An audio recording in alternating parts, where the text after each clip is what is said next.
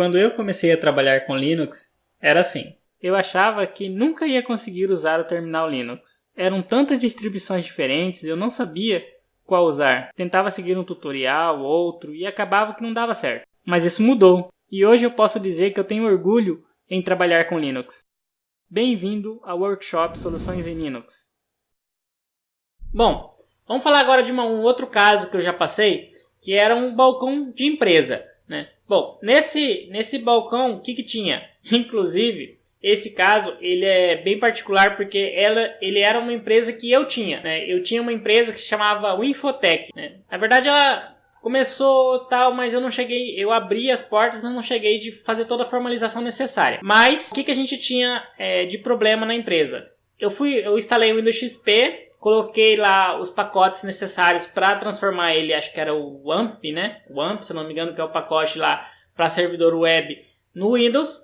Configurei e tal, eu mesmo tinha desenvolvido o sistema gerenciador de ordem de serviço, que era para poder receber os computadores para fazer manutenção, para poder fazer o fechamento de caixa, né? Para poder tudo isso, todo o fluxo de caixa, eu mesmo desenvolvi utilizando, na época utilizei PHP e utilizei, acho que era Dreamweaver, se eu não me engano, que era o software que tinha. Enfim, eu tinha lá o servidor e ele era o meu frente de caixa, digamos, o balcão da empresa ali que ficava para receber os computadores dos clientes e para fazer toda a parte de cadastro, número de telefone, quanto vai custar, os orçamentos, ficava tudo lá armazenado.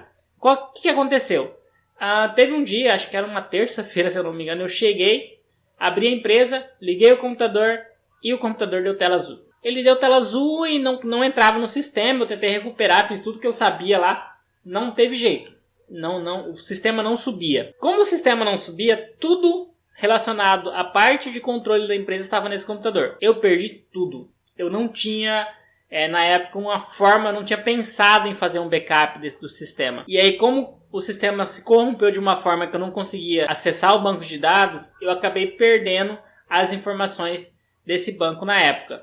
Isso me deixou, assim, muito chateado. Eu falei, um baita problema desse para resolver, e aí eu perdi todos os contatos dos meus clientes, acho que era em torno de 100 clientes que a gente já tinha cadastrado, eu perdi tudo, inclusive o controle financeiro que eu tive que refazer manualmente depois. Mas vamos a como eu resolvi isso. O que eu fiz para resolver o problema? Eu pensei, olha, com Windows não dá para confiar, ele deu uma tela azul e ele pode dar de novo se eu reinstalar, então eu vou tentar uma alternativa. Na época eu ainda não tinha o conhecimento que eu tenho hoje em Linux, mas eu já sabia que existia, já tinha alguma ideia de como funcionava. Então o que eu fiz? Eu implantei um servidor web com Linux. Eu usei a distribuição Ubuntu na época, tá? E eu instalei todos os pacotes necessários para transformar ele em um servidor web. Coloquei o mesmo programa lá, os arquivos do programa, criei o banco, fiz toda a configuração novamente, só que eu não tinha as informações anteriores, mas eu fiz tudo novamente e coloquei para rodar. Nunca mais eu tive problema. Tudo bem, uma coisa eu tenho que confessar, eu ainda não tinha um backup automatizado para aquilo, né? Mas a confiança no sistema era muito maior. A empresa ela funcionou por volta de 1 ano e meio, quase 2 anos. Nunca precisei formatar a máquina, nunca tive problema de tela azul, nunca tive problema nenhum com relação ao sistema depois que eu instalei o Ubuntu como frente ali do meu balcão de atendimento. Então é mais uma dica, uma coisa que aconteceu comigo e que mostra como que um servidor Linux ele pode ser mais confiável do que o servidor Windows para algumas coisas, tá? Isso pode fazer a diferença ali entre você ter a informação e você perder. Eu nunca consegui recuperar todos aqueles clientes que eu perdi. Então é um ativo da minha empresa, era uma informação que eu precisava guardar e eu acabei perdendo. Então fica aí como uma coisa que aconteceu, tá? E aí vamos para o nosso próximo estudo de caso. Olá pessoal, muito bem-vindo aí ao segundo dia do Workshop Soluções em Linux. Hoje a gente tem muita coisa para falar aí sobre Linux, muitos assuntos para abordar. E o tema da aula de hoje é que eu vou te ensinar a particionar, instalar e configurar o Linux. A gente vai ver aí detalhadamente, passo a passo, como que a gente faz essas operações e como que a gente pode usar isso a nosso favor na hora de otimizar um servidor ou na hora de fazer uma instalação de uma distribuição Linux. Muito obrigado por você fazer parte dessa comunidade. Eu tenho gostado muito aí do resultado do workshop. O primeiro dia a gente teve um grande número de participações e agora eu gostaria de comentar com vocês algumas situações que eu mesmo já passei quando comecei a trabalhar com Linux e com software livre. Uma dúvida que sempre surgia era: será que vale a pena investir em Linux? Olha, quando eu comecei a trabalhar com isso, eu tinha muito esse questionamento. Olha, será que vale a pena? Porque eu acredito muito que hoje todo mundo usa Windows na época e de repente acho que o mercado de Windows é mais interessante para se investir. Eu descobri que o mercado de software livre ele pode ser muito mais interessante do que parecia, digamos assim, com o ponto de vista de um usuário menos experiente. Por que eu digo isso? Quando a gente tem soluções que utilizam o software livre, soluções que são baseadas em Linux, a gente tem uma possibilidade de ter implementações de soluções a custo muito mais baixo. Ou seja, entre você desenvolver uma solução que você tem que comprar uma licença, que você vai precisar implementar, gastar com software, e você implementar uma solução que você simplesmente vai ter a mão de obra e de repente a manutenção, é muito melhor você trabalhar com software livre. Então, mesmo que no início seja um pouco mais difícil, que você tenha que investir tempo, né? De repente você tenha que investir dinheiro, que você tenha que se dedicar um pouco a isso, mas depois você consegue ter uma forma de você compensar isso, porque você vai ter um leque muito maior de soluções. O Windows é um bom sistema, eu já disse isso no outro vídeo, mas eu acho que não é somente ele que existe, e o Linux ele tem uma diversidade muito maior. Existem muitas distribuições diferentes e cada distribuição pode ajudar de uma forma diferente para resolver um determinado problema. Eu acho que isso é o que mais me fascina no Linux, isso é o que mais me chama a atenção quando eu estou trabalhando com software livre. Outro questionamento que eu já me fiz várias vezes: olha, tem muita coisa na internet, tem muito material.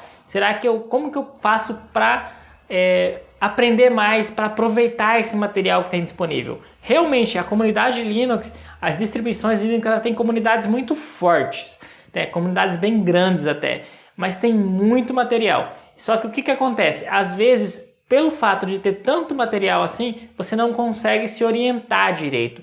E às vezes você perde muito tempo para você conseguir organizar as coisas de uma maneira que você vai conseguir tirar proveito da informação, né? Então, se tem uma coisa que eu aprendi em todos esses anos que eu trabalho com Linux, é que você precisa ter uma ordem para você fazer o seu planejamento de estudo ali. Você tem que ter uma ordem para você investir o seu tempo. Senão você acaba aprendendo um pouquinho aqui, um pouquinho ali, e aí na hora que você realmente precisa resolver alguma coisa, você não sabe nem por onde começar. Então é muito interessante que vocês pensem dessa forma. Claro, tem muito material de graça na internet, tem muita informação disponível ali o tempo todo, mas vocês têm que levar em consideração que nem toda a informação que está disponível está atualizada, nem toda a informação que está disponível está organizada. Eu acredito que se vocês se organizarem para tentar criar uma trilha de estudo, vocês teriam mais sucesso e mais facilidade. Nem sempre isso acontece sozinho, às vezes sozinho é mais difícil, mas é necessário você ter um foco e ter uma organização na hora de você estar implementando algum servidor ou estar aprendendo sobre o terminal de comandos, por exemplo. Outra dúvida muito comum é: será que o software livre dá dinheiro? É porque você fala, olha, software livre ele não tem uma empresa necessariamente, né? Alguns podem até ter algumas por trás, mas a grande maioria não tem. São comunidades que trabalham desenvolvendo, e essas comunidades, elas de repente podem, né, não ter o suporte. Enfim, será que software livre dá dinheiro? Olha, o software livre você tem que ter em mente o seguinte: você não trabalha com o software livre produto, você trabalha com o software livre serviço. Então é possível você utilizar o software livre para resolver problema e para ter um retorno, para você crescer profissionalmente. Só que você precisa ter um leque de opções. E é isso, essa é a beleza do Linux, essa é a beleza das distribuições Linux. Você tem N opções, então você tem um leque de soluções muito maior. Você tem soluções para computadores mais antigos, para computadores mais novos, para usuários mais experientes, para usuários iniciantes. Então é possível você ter várias formas. Acho que a grande dúvida, o grande questionamento que você precisa fazer é que o software livre ele vai dar dinheiro se você aprender a utilizar ele para isso. Você precisa aprender a usar o software livre, a usar o Linux como um serviço. não como um produto simples, onde você vai cobrar só a instalação e vai largar lá e o usuário não vai saber fazer a manutenção, não vai saber atualizar e vai acabar tendo mais dor de cabeça e acabar voltando para o Windows, porque de repente no Windows é mais fácil, mais amigável para ele fazer, que não, para ele não conhece. Uma coisa que vocês têm que ter em mente é que muitas pessoas, principalmente as pessoas que estão muito acostumadas com Windows, elas têm uma certa dificuldade de mudança. Ou seja, elas resistem um pouco na hora de mudar, elas tentam adiar as mudanças, falar que por que eu vou mudar se eu já tenho um sistema que me atende, mas será que ele te atende realmente? Porque o Linux ele tem um leque de opções, ele pode te oferecer uma solução que de repente vai te atender até melhor. Então acho que isso é um grande questionamento que muita gente faz, eu mesmo, quando comecei a trabalhar com isso, eu ficava na dúvida, eu falei, será que vale a pena? Será que não é melhor eu buscar aí me qualificar mais na parte de Windows, trabalhar com Windows Server e tal? Olha, eu descobri, hoje eu trabalho com os dois, eu também trabalho com Windows Server e eu tenho também um domínio com Samba 4, mas eu não vejo tanta diferença. Eu gosto muito do software livre, eu gosto do Samba e eu vejo o potencial que ele tem e que muita gente às vezes não enxerga. Bom, pessoal, vamos falar agora um pouquinho da parte prática, vamos ver o que a gente vai fazer. Tá? A gente vai começar aí falando de particionamento de disco. Vou tentar explicar para vocês a principal dúvida que a gente tem aí quando a gente fala de particionamento de disco no Windows e particionamento de disco no Linux. As principais diferenças, o que tem em um, o que tem no outro, para a gente ter uma ideia aí de como que a gente faz o particionamento, que é uma coisa que gera muita dúvida aí. Por exemplo, será que a partição home ela tem que ficar junta, ficar separada? Em que momento eu uso, em que momento eu não uso? Eu vou explicar isso certinho, mas para a gente chegar nessa parte, eu preciso deixar bem claro para vocês o que é o particionamento de disco dentro do Linux e como que funciona. Então, vamos lá. Bom, vamos falar agora um pouquinho sobre particionamento de disco. Aqui a gente tem um exemplo aqui onde você teria, por exemplo, como se fosse um terreno, né, uma parte onde você tem toda a quantidade de espaço que você tem no seu HD. Normalmente aí você pode ter um HD de 1 tera, 2 teras, 500 GB, enfim, uma quantidade de espaço. Essa quantidade de espaço ela pode ser dividida em várias partes. Então eu vou exemplificar para vocês como que essa divisão pode ser feita e como que ela funciona nos diferentes sistemas. Bom, primeiro, vamos pensar o seguinte, eu vou colocar aqui, simular um particionamento. Digamos que aqui a gente tem o espaço do nosso HD, o particionamento dele, e cada parte dessa representa uma partição. Digamos que essa parte maior aqui, ela vai ter o equivalente a 500 GB. Essa outra parte vai ter o equivalente a 250 GB. E aqui a gente vai ter equivalente também a 250 GB. Cada partição dessa, ela pode ser interpretada de forma diferente dependendo do sistema que você usa. Eu faço essa comparação, por exemplo, entre o Windows e o Linux. Bom, se fosse o Windows, a maioria de vocês aí está mais acostumado a fazer. Como que seria no Windows o particionamento de disco? A gente teria, por exemplo, o disco local C, o disco local D e o disco local E. Então, se a gente tivesse, por exemplo, usando esse HD com Windows, só com Windows, o particionamento ia ficar mais ou menos dessa forma: C, D e E. Agora, quando a gente fala de ter, por exemplo, no Linux, esse mesmo particionamento, ele vai ter um formato diferente. Então, a gente não teria, por exemplo, o C, não seriam as letras aqui, né? C, o D e o E. Se a gente tivesse dentro do Linux, a gente teria o /dev, /SDA1, por exemplo.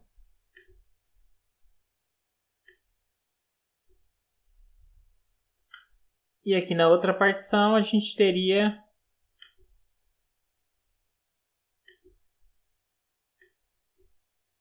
o SDA2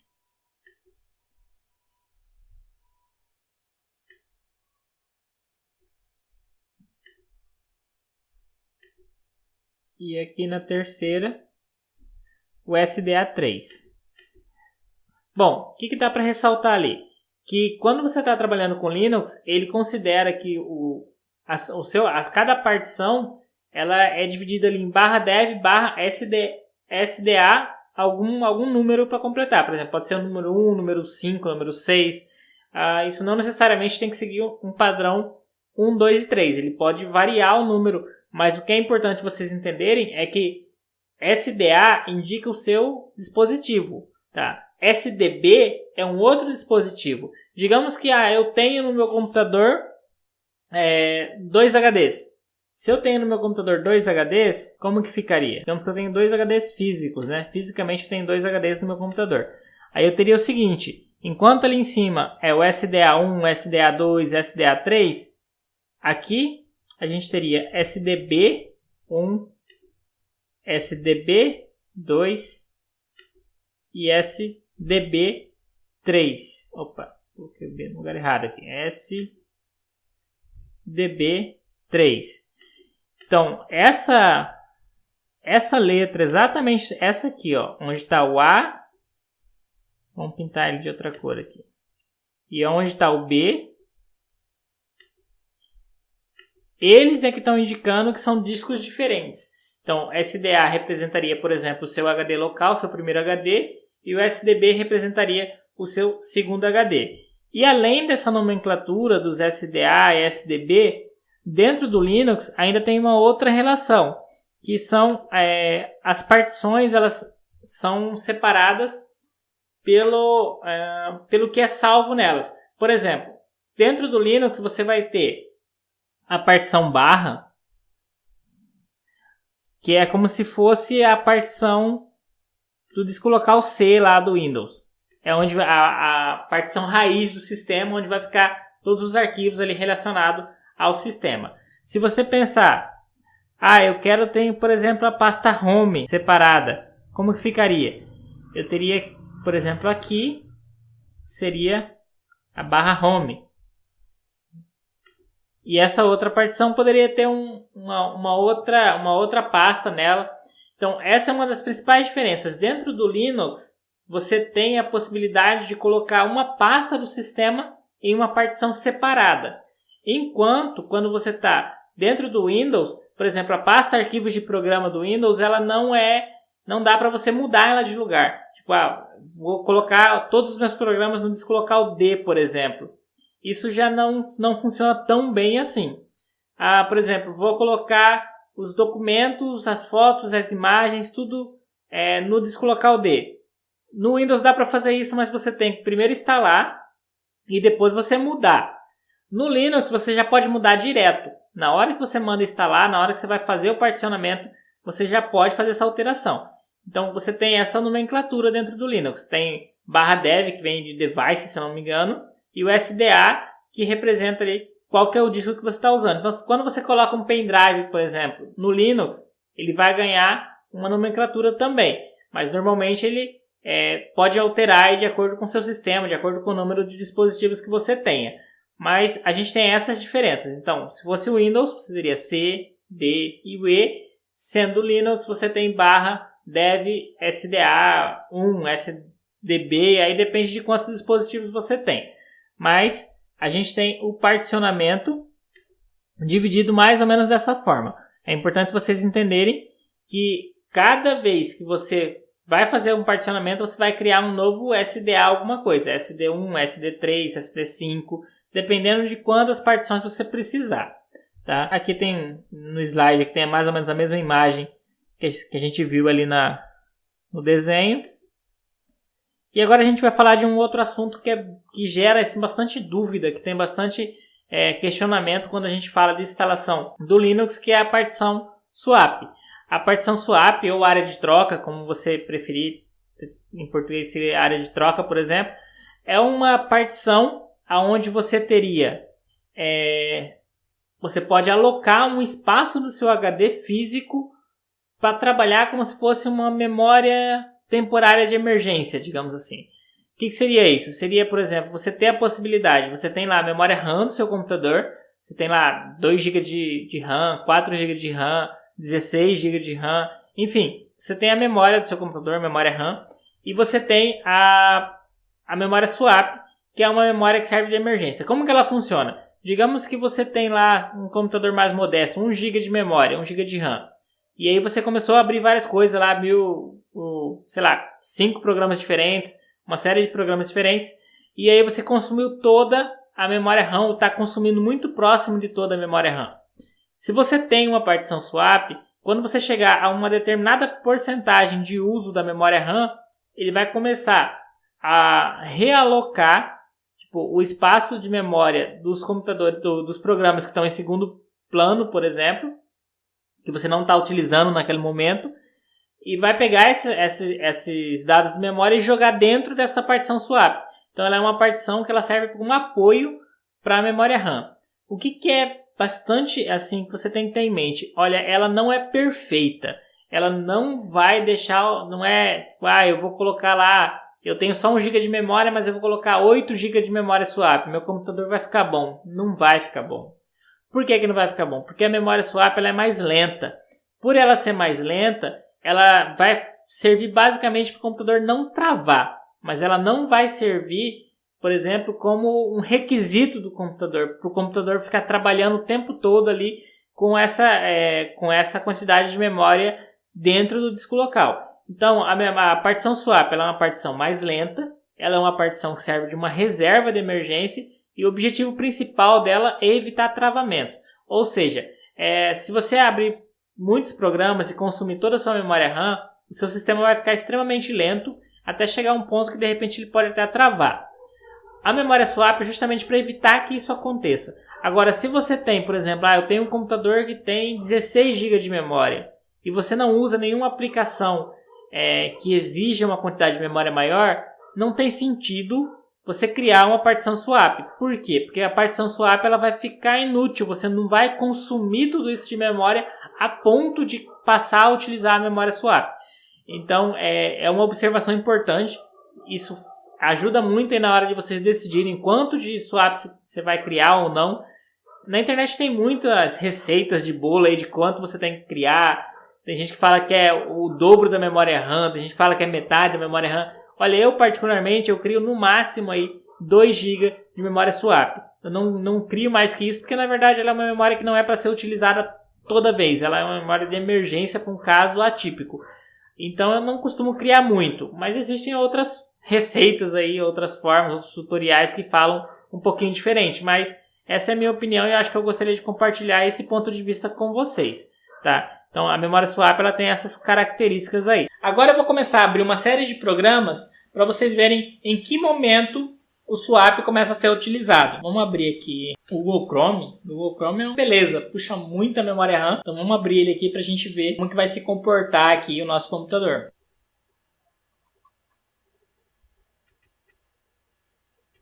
Ó, vocês podem ver que aqui já subiu meu consumo de memória. Já aumentou um pouquinho o swap, ó. Já está começando a utilizar. Vamos abrir algumas abas aqui. Acho que o YouTube... Vamos acompanhando aqui, ó. Eu vou abrir mais um software aqui.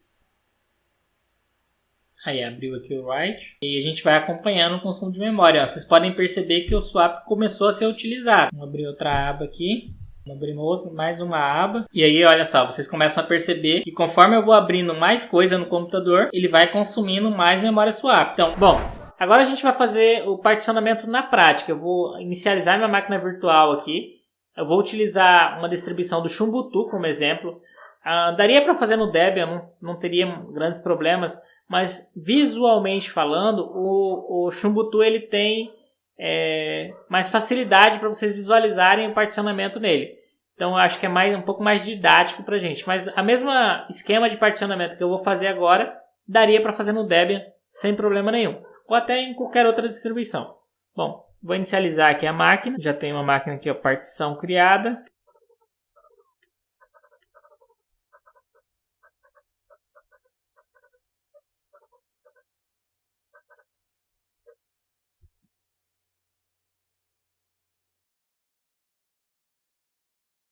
Vou escolher aqui a opção do idioma, né? Vou escolher aqui o instalar. Bom, aqui a gente chegou na parte de particionamento do sistema. desse instalador. E a gente tem aí a configuração que muita gente usa, que é a configuração mais básica possível. A gente tem aqui apagar disco e reinstalar o Ubuntu. Se você escolher essa opção, ele não vai criar particionamento nenhum. Ele vai criar uma partição só e vai colocar tudo dentro dela. A pasta home, todos os arquivos do sistema numa única partição. Tá? Então, normalmente, dependendo do que você vai fazer, esse tipo de particionamento pode até ser interessante. Por exemplo, às vezes é um servidor de DNS, né? Não tem muita necessidade de ter a pasta home separada, e aí você pode usar uma partição só. Vai depender muito da sua necessidade. Mas aí eu vou comentar item por item aqui da questão do particionamento para a gente entrar em mais detalhes. Eu vou escolher aqui a opção avançada. Vou dar um continuar. Aqui vocês podem ver, ó, esse aqui é o HD virtual que está na minha máquina virtual. E tem aqui, ó, /dev/sda, que é mais ou menos como eu disse para vocês agora há pouco lá na imagem lá. Como ele nunca foi particionado, ele não tem nem tabela de partição. Então eu vou criar aqui uma nova tabela de partição. Vou dar um continuar. E está aqui o meu espaço livre. Ó. Bom, esse HD é um HD bem pequeno, tem 8 GB, 8 GB e meio aqui. Tá? Mas ele é mais para fins didáticos mesmo, para mostrar para vocês o particionamento. Bom, eu vou criar minha primeira partição. Cliquei no sinalzinho de mais aqui.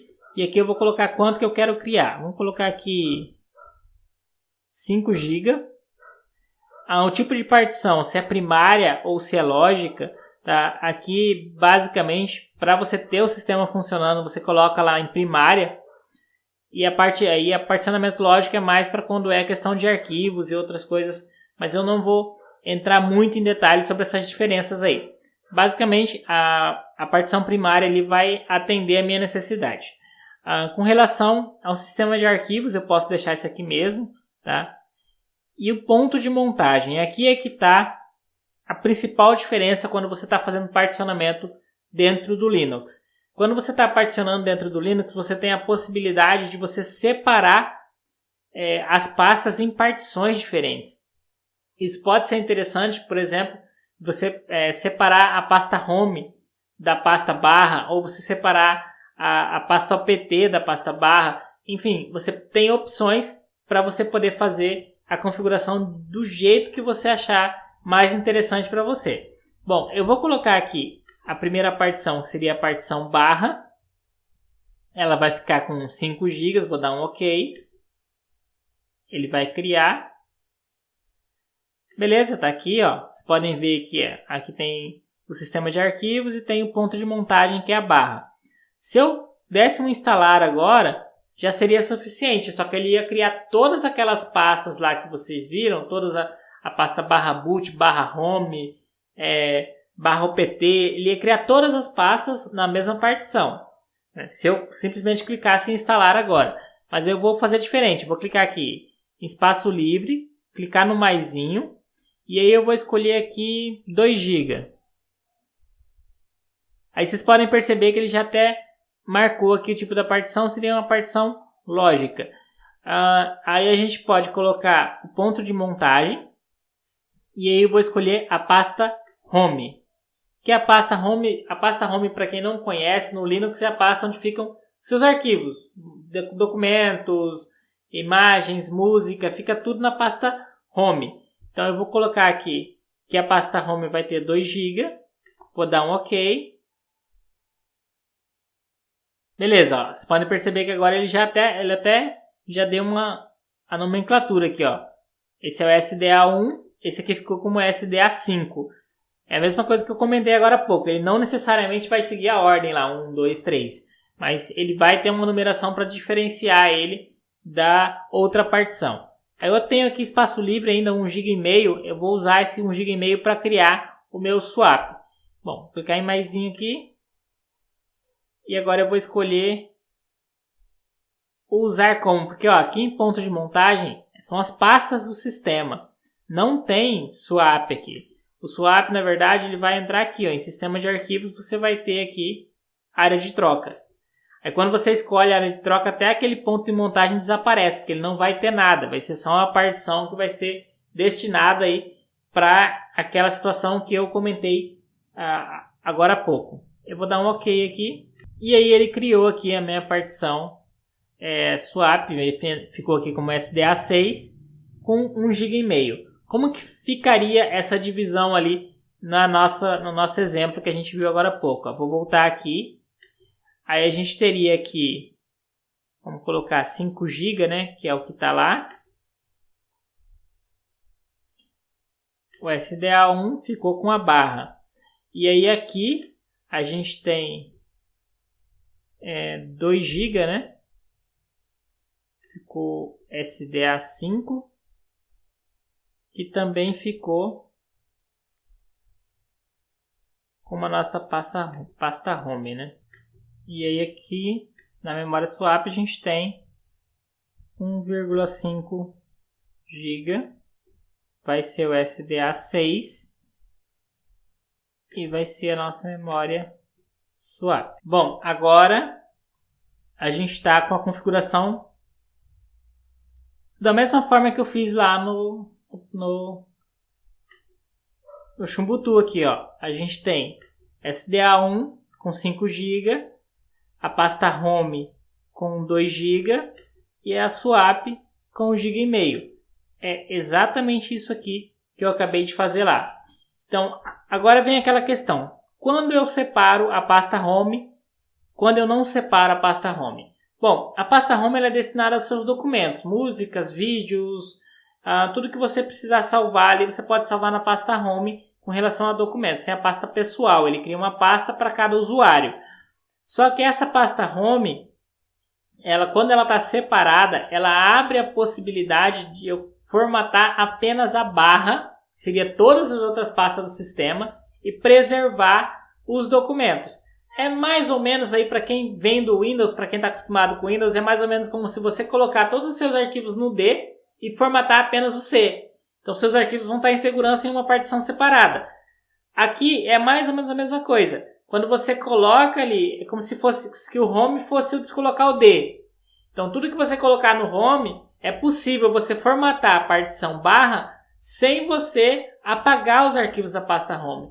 Então isso pode ser interessante dependendo aí do caso que você tem. Se você tem, por exemplo, muitos arquivos, isso é interessante. Se você tem um servidor mesmo, um servidor de arquivos, é fundamental aí você separar a pasta home para facilitar o trabalho de gerenciamento e de manutenção também. Agora, se você tem um servidor de DNS ou, sei lá, você tem backup na nuvem, aí não tem a necessidade de separar a pasta home. Aí depende muito da necessidade.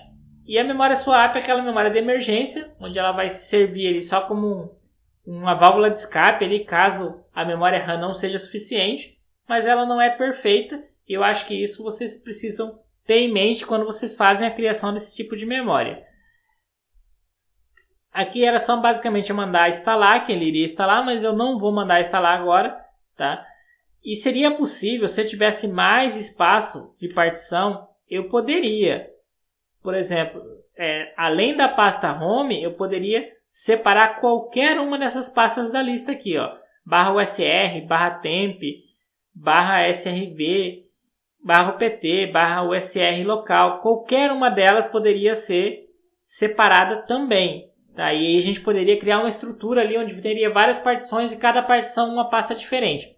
Mas isso só é interessante se você conhecer muito bem o que cada pasta dessa faz. Eu não vou detalhar isso agora, mas basicamente ali cada uma delas tem uma função e é possível você utilizar essas funções separando eles por partição.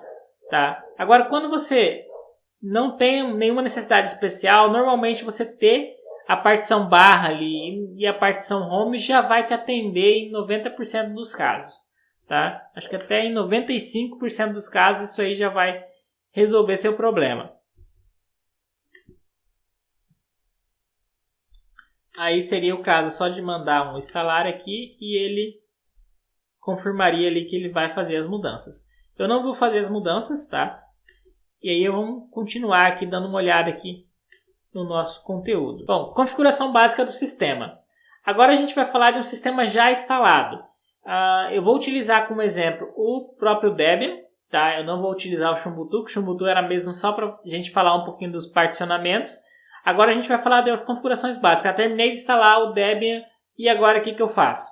Então a gente vai fazer algumas observações, mostrar algumas coisas que podem ser interessantes para você quando você está começando a fazer a instalação, começando a configurar o seu sistema. Eu vou fechar aqui essa máquina. E aí eu vou abrir uma outra máquina aqui. Bom, carregou aqui a minha máquina. E agora a gente vai falar um pouquinho sobre repositórios. Bom, como que funcionam os repositórios? A gente tem o seguinte. O repositório é como se fosse um computador, um servidor, né?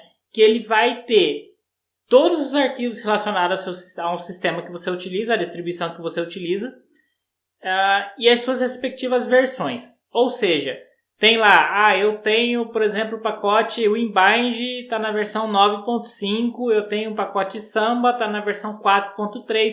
Então, todos esses pacotes que eu tenho no sistema, quando eu instalo, tem uma cópia deles. Na verdade, o que a gente usa no nosso computador é uma cópia dos pacotes que tem nos repositórios oficiais.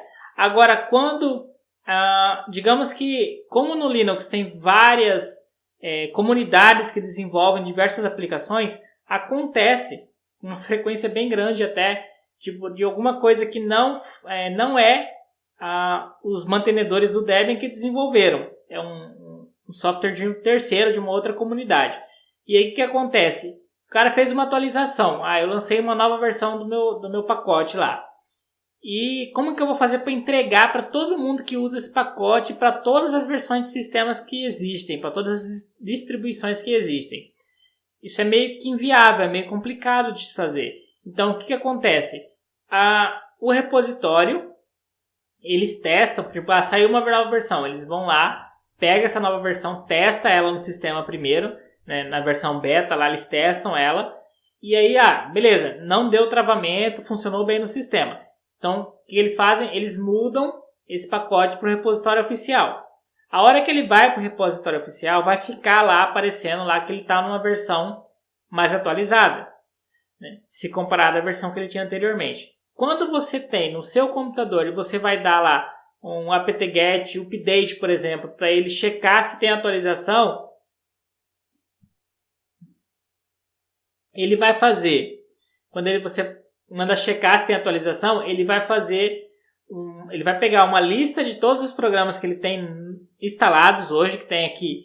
Ele vai pegar uma lista de todos os programas que tem aqui, por exemplo, nesse quadradinho 1, no computador 1 aqui, e aí ele vai fazer o download da lista do repositório, de todos os programas que tem lá no repositório, as versões que tem lá. Aí quando você dá o apt-get upgrade, ele vai falar, olha, saiu, a versão que você tem é essa aqui, a versão que saiu está atualizada, tem versões mais novas.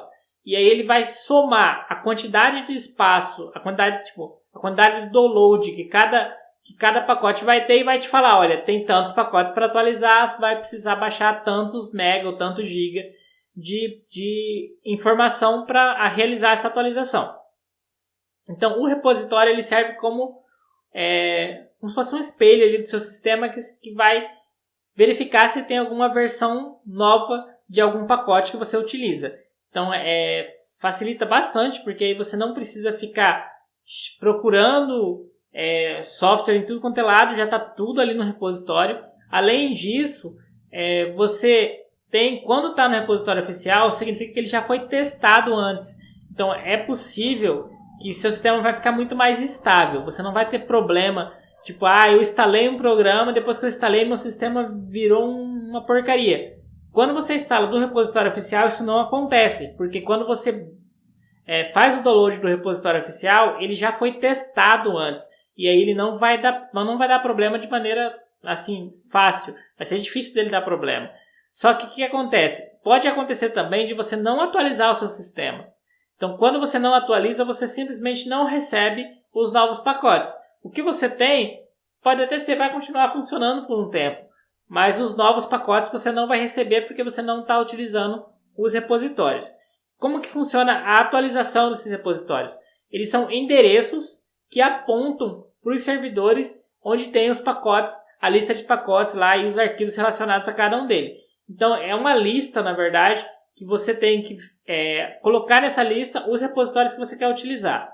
Quando você faz a instalação a primeira vez, nem sempre isso vem configurado. Às vezes você tem que configurar manualmente ou você tem que escolher um repositório que você considera mais adequado para a sua distribuição. Cada distribuição normalmente tem um repositório próprio. Existem algumas exceções que a gente consegue, que eles acabam utilizando pacotes de repositórios de distribuições que são derivadas, digamos assim, mas de forma geral, cada distribuição tem o seu próprio repositório, tá? E nesse repositório tem todos os pacotes, todos os programas relacionados ao seu sistema. Então, tudo que você puder instalar, que você quiser instalar, deve ter lá. Bom, vamos dar uma olhada dentro do sistema, aonde ficam esses repositórios. Bom, eu estou aqui com o Debian, eu vou abrir o terminal dele aqui. E aí eu vou checar, vamos dar um SU aqui para logar como root. Tá? Para fazer logon como root, ele varia um pouco de sistema para sistema. Tem sistema que é sudo SU, acho que os derivados do Ubuntu deve ser assim. Tem sistema que é sudo assim, nesse formato. E no Debian você usa só o SU, aí ele vai te pedir a senha. Depois que eu digitei a senha, ele está logado agora como root. Vocês podem perceber que aqui em cima ele estava logado como usuário e agora ele está logado como root. Beleza. Se ele está logado como root, agora já tem poder de administrador, eu posso fazer alterações no sistema. Então é isso que eu vou fazer agora. Na verdade, eu vou só checar essas informações. Eu posso dar aqui, por exemplo, um cat /etc /apt /sourcelist. Esse aqui é o caminho dos repositórios, tá? /etc /apt /sourcelist. Isso no Debian 8, que é o que eu estou utilizando agora.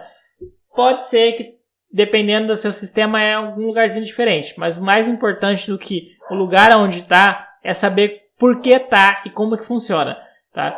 Bom, eu vou acessar ele aqui. Eu dei um Enter, ele exibiu o conteúdo do arquivo. E olha só. Aqui seria relacionado ao drive de CD. Tipo, ele usar o drive de CD como repositório, tá?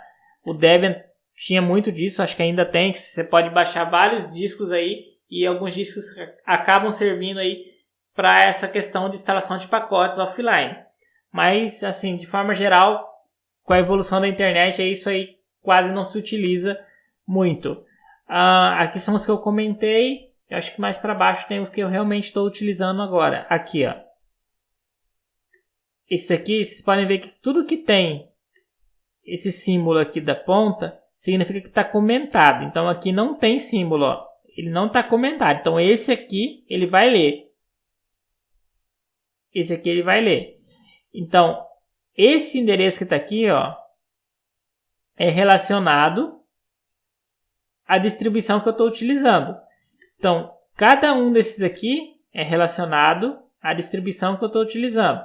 E por aí vai. Então, esses endereços é que são os repositórios. Os endereços que a gente tem nesse arquivo nada mais é do que aonde ele vai buscar essas informações, essa lista de software atualizada, tá? Então, os repositórios é isso. Isso aqui é editável, tá? Se eu quiser, eu consigo editar. Eu posso ir lá, nano /etc /apt /sourcelist, e aí eu poderia editar. Ó. Agora eu poderia editar aqui se eu quisesse. Ou adicionar algum novo pacote, algum novo repositório sem grandes problemas. Tá? É só um exemplo, eu não vou adicionar nada. Mas a parte de repositório é mais ou menos isso. Vamos falar um pouquinho agora da instalação de programas. A instalação de programas dentro do Debian tem mais de uma forma de fazer, né? Você pode fazer, acho que dentro do Linux, quando você fala em diversas distribuições, até mesmo em Linux de desktop, a gente tem centrais de programas para instalação de programas com um clique, né? O próprio Deepin faz isso muito bem, mas existem outras centrais que também fazem isso. Quando a gente fala de instalação de programas via terminal, aí a gente vai utilizar ou o apt-get, ou o apt-itud, ou o apt. Qualquer um dos três serve para a mesma coisa, serve para fazer instalação de programas. A diferença ali é que um é um pouquinho mais novo do que o outro, um tem algumas pequenas diferenças. um resolve melhor as dependências, o outro não. Essa é uma outra característica bem legal do Linux na parte de instalação de programas. E quando você vai instalar, na hora que você vai instalar um programa, ele também verifica se tem alguma dependência. Tipo, tem algum programa, algum pré-requisito para que esse pacote funcione corretamente. E ele já faz essa verificação e já faz o download dos pré-requisitos também. Então, isso é bem legal. Dentro do Linux isso facilita bastante. Enquanto lá no Windows a gente vai instalar um programa, vai dar next, next, next, next. No Linux é mais simples do que isso. Só a aparência visual que não é a mesma. Mas é extremamente simples essa questão. E a gente tem também os arquivos .deb, que é, por exemplo, quando você quer instalar uma aplicação que não tem no repositório. Aí você pode fazer o download direto da aplicação de um .deb, enquanto lá no Windows é .exe. No Debian você tem o .deb, que serve para fazer instalação de programas. Só que esse .deb, ele tem o que eu considero nele que tem que ter um pouco de atenção é com relação às dependências. Porque quando você vai instalar o .deb usando lá o dpkg, ele não faz o download das dependências automaticamente. Então você vai ter que fazer uma configuração a mais, de colocar algum comando a mais ali para que ele tente resolver essas dependências. Bom, vou fazer a instalação de um programa só para mostrar para vocês como funciona, tá? Para exemplificar, e aí a gente vai comentando aí na medida da instalação. Bom, aqui a parte de acessórios da interface gráfica, eu vou até minimizar aqui o meu terminal. Na interface gráfica eu tenho aqui a parte de acessórios, e aí eu tenho os acessórios aqui, né? Os programas que estão aqui em acessórios. Eu quero instalar o Gedit, por exemplo, que é como um bloquinho de notas. Eu quero instalar ele. Como que eu faço? Eu posso dar apt-get install Gedit. Vamos ver se... Às vezes a gente precisa atualizar os repositórios para ver se de repente tem uma versão mais atualizada. Vamos tentar aqui ver se ele vai instalar. Se ele não instalar, eu vou fazer a atualização e aí eu volto a tentar instalar novamente. Bom, ele achou aqui já o Gedit. Aí ele está falando aqui, olha, ele vai precisar baixar 7 megas aqui e aí depois ele vai adicionar 29 megas. E o mais interessante é que eu mandei baixar, pedi o Gedit e aí ele já identificou quais são os pacotes que ele vai precisar instalar, tá? E ele até sugere aqui que você instale esse Gedit plugins. Enfim, ele faz todo um trabalho aí para checar o que vai precisar e o que você pode adicionar além do que já tem. Então, eu acho bastante inteligente na hora de você instalar, tipo, o apt-get ele é bastante inteligente porque ele já faz as verificações e já deixa tudo pronto para você funcionando, tá? É importante quando você for fazer a instalação, antes de realizar a instalação, eu vou clicar em não aqui para a gente sair. Vamos limpar aqui a tela. Antes de você instalar um software, é interessante você utilizar, por exemplo, o apt-get update. E aí, o que vai acontecer? Se você der um apt-get update, ele vai atualizar a lista de repositório. Porque de repente pode ter saído uma versão nova daquele programa. E eu não tenho, na minha lista de pacotes, não tem esse programa atualizado. Então eu teria que checar no repositório. Tá? Então eu teria que dar um update. E aí ele vai fazer toda a checagem primeiro. E aí depois eu faço a instalação. Bom, lembrando que tem update e upgrade. O upgrade é para atualizar. O update é para checar a atualização. Mas vamos fazer a instalação do nosso software aqui. apt-get install Gedit. Vou dar um S aqui para ele instalar. Ok. Ele já instalou. Simples assim. Depois que eu digitei lá apt-get install Gedit, eu só precisei digitar um S para confirmar que eu queria instalar realmente. O resto ele fez sozinho. Vamos ver se ele já está instalado, se ele está funcionando. Vamos olhar aqui, acessórios. Está aqui, ó, meu Gedit. É um bloquinho de notas bem simples. Tá? É só um exemplo. Mas ele já instalou.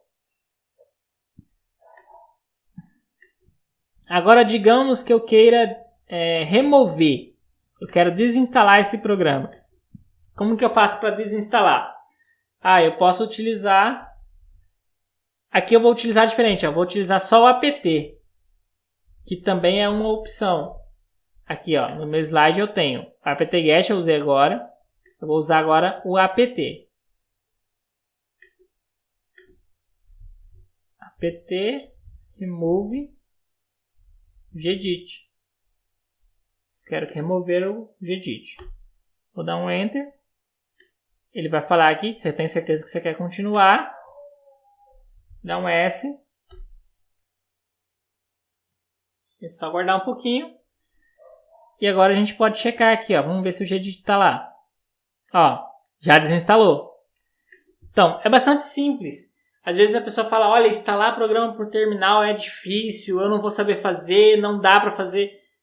Não é tão complicado. É basicamente você falar o que você quer que ele faça e ele vai fazer.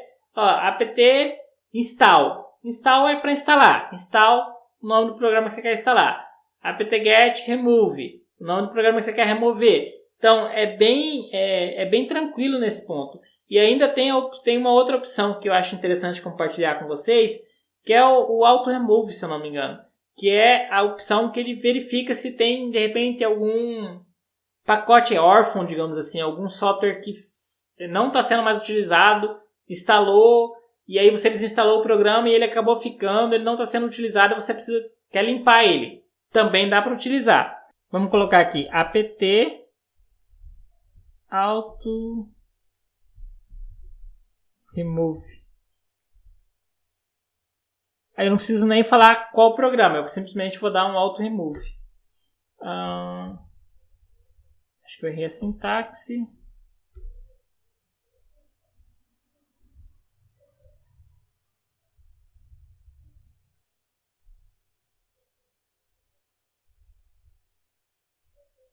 Acho que aqui já é uma opção aqui para a gente usar o main aqui, para a gente dar uma olhada nos parâmetros.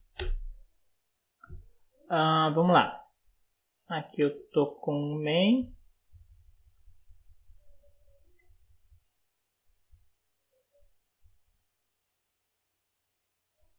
Vamos ver.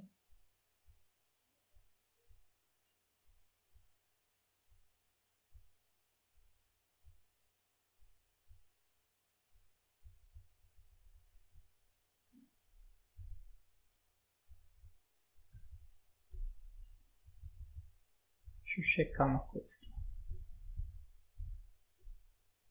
Tá. O auto remove, ele funcionou aqui pro apt-get.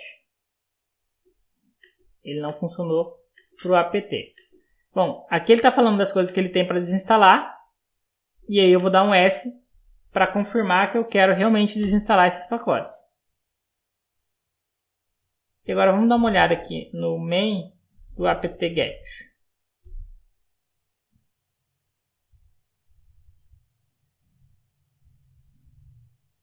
Update, upgrade, install, remove,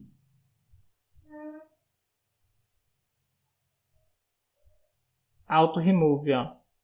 O apt-get tem esse parâmetro. O apt sozinho aparentemente não tem. Eu não localizei ele aqui. Vamos ver agora aqui o main do apt. Aí a gente tem os parâmetros. List, search, show, install, remove, edit, update, upgrade. E ele não tem o auto remove. Tá, então por isso que não funcionou quando eu tentei usar aqui apt auto remove. Ele não funciona porque o apt não tem esse parâmetro, mas o apt-get tem. Tá, então essa é a diferença aí. Aí vocês já começam a perceber. Qualquer um deles serviu para instalar, mas na hora de fazer a limpeza, o apt não tinha esse parâmetro, agora o apt-get tinha. Então aí é uma questão aí de você ver qual deles você utiliza, e até mesmo quando você está seguindo algum tutorial da internet, que é bem comum às vezes, você tem tutoriais usando um dos três, pode estar utilizando apt-etude, ou apt-get, ou apt. Então existem pequenas diferenças como essa que acabou acontecendo aqui.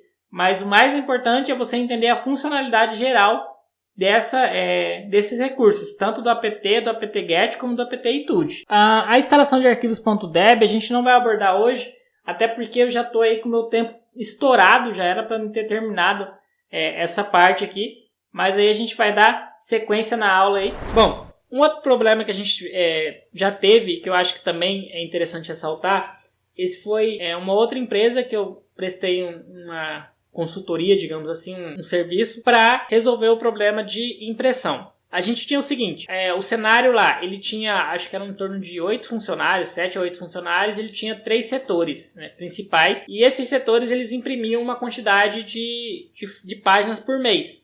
O problema é que como eles não tinham um controle do que está sendo impresso e de quanto está sendo gasto de folha, eles acabavam tendo uma despesa com isso que o dono da empresa considerava muito alta. Aí ele me procurou para tentar encontrar uma forma de resolver isso. Só que quando eu percebi, não tinha o máximo que ele tinha lá era um grupo de trabalho, não tinha uma estrutura para a gente implantar nada muito elaborado. Então o que a gente fez? Eu consegui implementar, vamos para a segunda parte, a gente implementou um servidor de impressão utilizando o Linux. A gente utilizou o Linux Mint, mais o IBCota, mais o Samba 4. Então a gente criou essa estrutura, tá? E nessa estrutura a gente fez a configuração das impressoras e colocou os usuários, né? A gente usou os usuários do Samba 4 para que eles autenticassem automaticamente dentro do IBCota e a partir que o usuário logou com a senha dele, a impressão que ele mandava abatia da cota relacionada ao setor dele. Isso ajudou muito, porque aí a gente tinha o controle e ele conseguia identificar o que está sendo impresso e o que não está sendo impresso, para poder gerenciar. A grande dúvida, assim, ele não me falou isso claramente, mas pelo que eu entendi, a grande dúvida seria se de repente os funcionários estariam usando as impressões para fins pessoais. Tipo, ele está imprimindo alguma coisa que não é da empresa, por isso que está gastando muito, está consumindo muito suprimento. Eu não sei se realmente era isso, eu não sei o quanto, mas eu sei que depois que a gente instalou o servidor, a gente conseguiu ter certinho ali quanto cada setor estava imprimindo e quanto cada um deles estava gastando de impressão. Então a tomada de decisão dele ficou mais fácil. Acho que essa é a grande contribuição que o Linux pode dar para redes de pequeno, de médio porte e até mesmo de grande porte.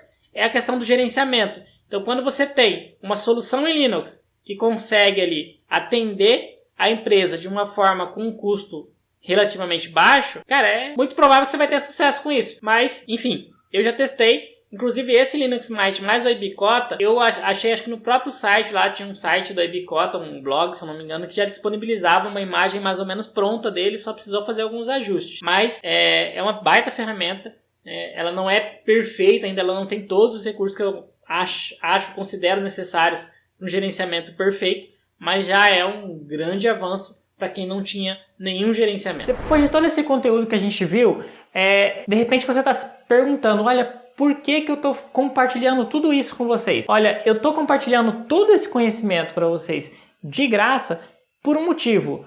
Eu faço isso porque eu acredito muito no potencial que o software livre pode ter e na capacidade dele de mudar a forma com que você atua no mercado de trabalho. A área de TI é uma área muito ampla, mas quando você consegue achar as ferramentas certas, fica muito mais fácil trabalhar dentro dela. Para você entender um pouco melhor como isso aconteceu comigo, eu vou contar para vocês mais ou menos como que eu cheguei aonde eu estou hoje. Bom, logo depois que eu terminei a faculdade, eu sou formado em Sistemas da Informação, sou bacharel em Sistemas da Informação, eu comecei a procurar emprego na área, procurar alguma empresa que eu pudesse trabalhar e atuar efetivamente usando o conhecimento que eu adquiri durante a faculdade, né? E vale ressaltar que não era um conhecimento muito focado em software livre, muito menos focado em Linux, mas era um conhecimento na área de informática. Então o que aconteceu? Eu procurei em várias empresas, eu não conseguia localizar uma forma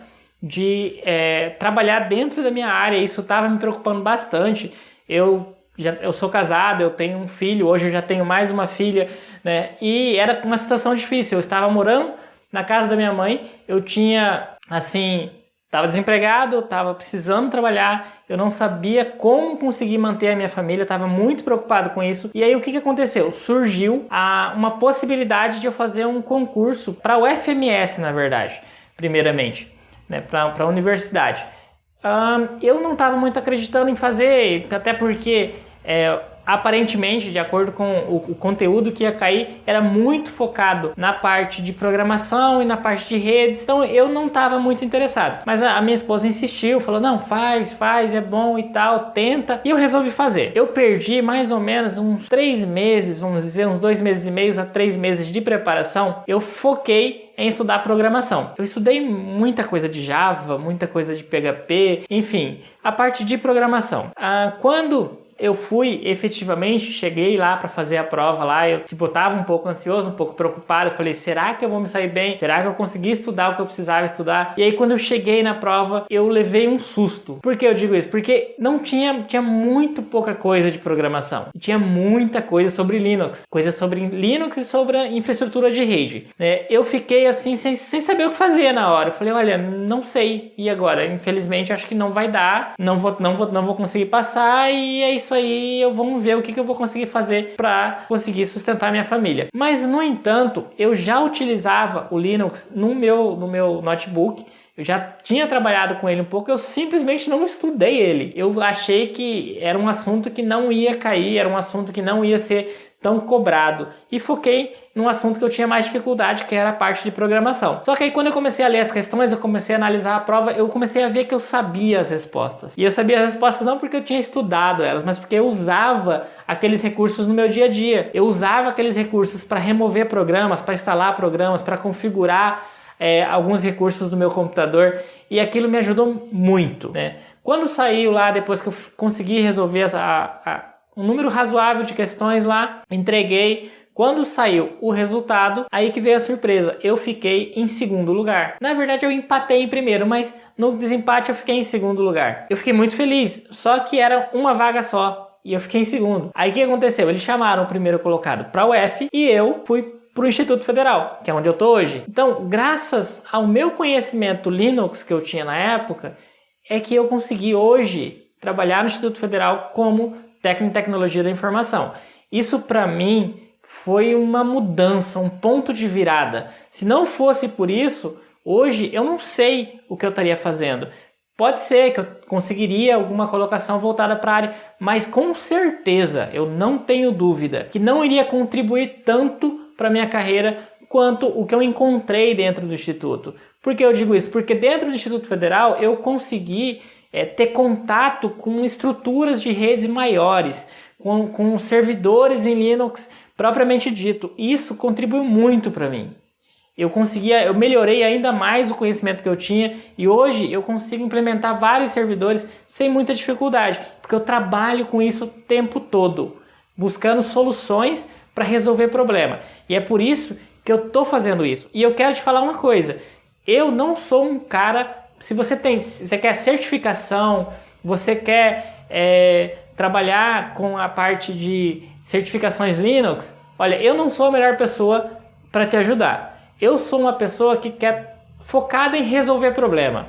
Para mim, o que eu acho mais interessante no Linux é a possibilidade de resolver os problemas de rede utilizando as ferramentas em software livre.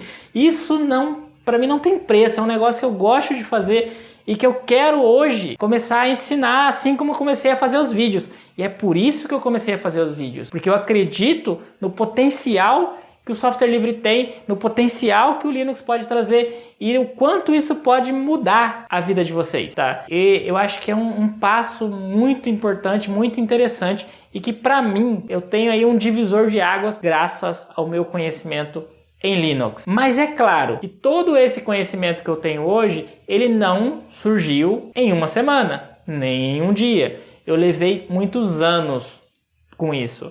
Eu comecei lá, quando eu trabalhava lá, eu tinha minha empresa, eu tive um problema com o Windows, eu perdi todo o meu banco de dados, eu resolvi migrar para Linux e aí eu não voltei mais, né? Eu só usei Linux de lá para frente. E todo esse tempo eu fui aperfeiçoando meu conhecimento. Eu também perdi muito tempo com tutorial desatualizado, eu perdi muito tempo fazendo servidor da esperança, aquele servidor que você faz e você reza para ele não dar problema, porque se ele der problema, a gente vai ter que refazer do zero. Eu já fiz muito isso. Hoje não faço mais, mas eu já fiz muito e olha, durante o período eu ganhei, digamos assim, muito conhecimento testando muita coisa. Mas é um processo demorado, é um processo que leva muito tempo para você conseguir chegar de uma forma eficiente nesse tipo de conhecimento. Bom, outra coisa que me motiva é aumentar a comunidade que conhece o Linux. Quanto mais pessoas conhecerem, mais popular ele vai ficar e mais gente vai utilizar. Vai fortalecer as distribuições e fortalecer o conhecimento. Isso para mim é muito importante porque quando você tem o seu conhecimento e você guarda para você, você não contribui para aquele conhecimento espalhar na rede, espalhar aí entre as outras pessoas.